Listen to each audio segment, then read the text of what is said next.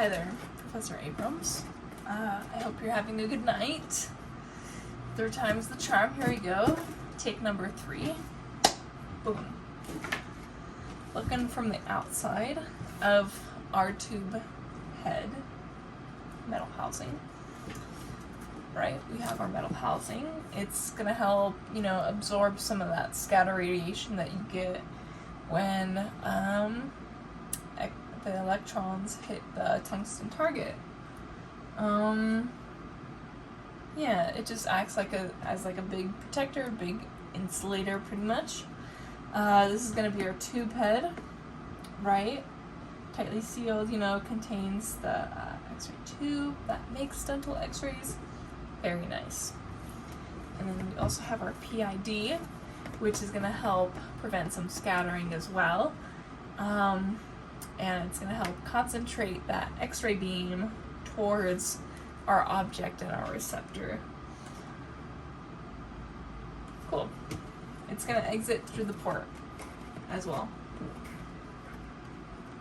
So, looking inside, we have this really nice image. It gives us a general overview of what we're going to be looking at.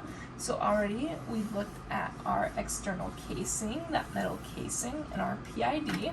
Next, I want to go over our 2 different transformers. We're going to have our step down and our step up transformer. And so what's going to happen is our step down transformer is going to set the voltage inside the X-ray vacuum tube head to about 5 volts. And that's just going to help with the whole process of making electrons and all that. So yeah, that gets activated once we press the exposure button. And so once that exposure button is pressed, it's gonna change the voltage inside here, inside the Gatorade bottle, right? And this little yellow string is gonna make up our filament circuit. It's gonna heat up and lead into our cathode end of the vacuum tube. And that's going to heat up this tungsten filament that you see in green. And as it heats up, it's also going to heat up the little cup, molybdenum. I don't know how to pronounce that, but the little cup, it's going to heat up. Oh, my electron cloud.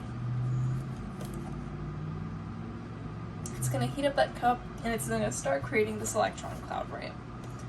And then after that happens, what's going to happen is a step up transformer is going to set the voltage inside the vacuum tube to about 110 to 220 volts. And I found that really interesting because the textbook actually says 50 to 100 volts. So I don't know which one is which. Maybe you can look into that for us. That would be kind of cool. But yeah, I guess, kind of depending on probably the manufacturer, you have different settings. But anyways, moving on, so you have your electron cloud, and then the step-up transformer is going to increase that voltage. That's going to impart speed on the electron cloud, and it's going to kind of shoot it over, and it's going to hit this tungsten target. And as it does that, all that energy from the electrons is going to get turned into X-rays or heat. And so that's what our copper stem is for here in the orange. It's going to help absorb some of that heat so that the entire thing doesn't heat up. And then all that extra X-ray energy is going to kind of shoot out and scatter all over the place. The primary beam is going to go ahead and exit over here on this end.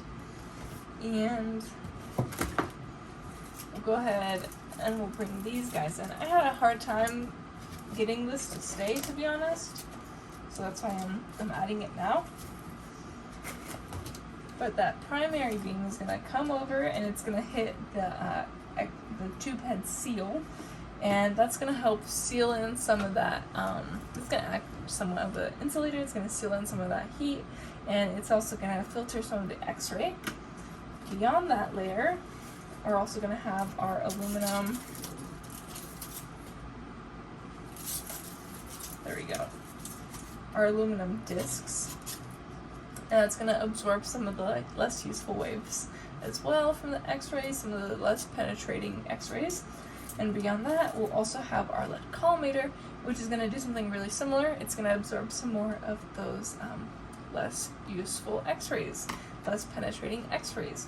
So we have our primary beam, it gets shot out through all those different layers, and then what leaves is the useful beam of only useful x-rays that are actually going to penetrate the tissue and get us a decent image.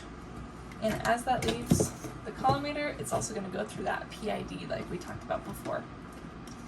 So another thing, like I mentioned earlier, all those electrons getting turned into X-rays, we now know what happens. Some of it scatters, and some of it gets turned into heat, and some of them actually leave the tube head. So all the energy that gets turned to heat is going to go through the copper stem and the radiator, and it's going to dissipate pretty much so that nothing overheats. And that's also what all this yellow is being used for. That yellow is going to be insulating oil, and it's also going to help reduce some of that heat that gets released as well. And on top of that, actually, yep, that's pretty much what it does. It helps absorb some of that heat. Yeah. Another thing is about the cathode is that it has KVP and MA kind of as like a little addition to it. So MA is going to increase or decrease the number of electrons passing through the tungsten filament. So as we increase the MA, we're going to increase those electrons, which means we're going to increase the amount of exposure that a patient is going to get, because more electrons means we're going to have a bigger electron cloud, you know, more electrons are going to get converted to X-ray radiation. And also KVP is going to increase or decrease the speed or the force of the electrons, and that's important because that means that those X-rays are going to have more penetrating power because they're moving a little bit faster.